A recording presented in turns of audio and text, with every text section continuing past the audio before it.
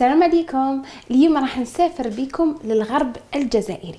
جبت لكم واحد الوصفه جد رائعه ومشهوره تمك اللي هي الحريره. تابعوا معايا مشاهدينا الكرام المقادير وطريقه التحضير.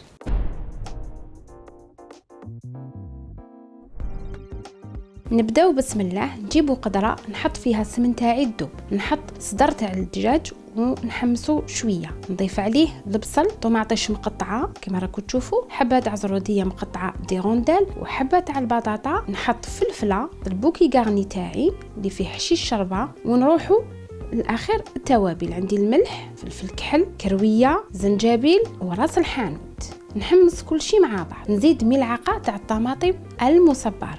نروح نجيب الصحن نحط فيه كما راكم تشوفوا. هنايا استعملت العدس مع بواكاسي من منتوجات لو كاردينال، درت لهم شويه تاع الماء دافي، نغسلهم ونقطرهم. من جهه اخرى شمخت الحميصه تاعي مده 24 ساعه، دائما نديروها في الماء تاع لاصوص. قطرتها من الماء تاعها، راح نضيفها مباشره لداخل القدره ديالي، ونضيف عليها هذاك البواكاسي مع العدس، ونمرق بالماء ونخليها تغلى. نحضروا مقبله راح ترافق الحريره ديالنا. نجيبوا ميكسور تاعنا، نحطوا فيه الحمص اللي كنت شمخته وغليته، نص حبه تاع الفلفل مشويه، علبه تاع الياغورت الطبيعي، الملح، فلفل كحل، ملعقه تاع الثوم وشويه تاع البابريكا. في الاخير نضيف عليهم زيت الزيتون. نميكسي كلش مع بعض وراح نرافقهم مع الحريره ديالي.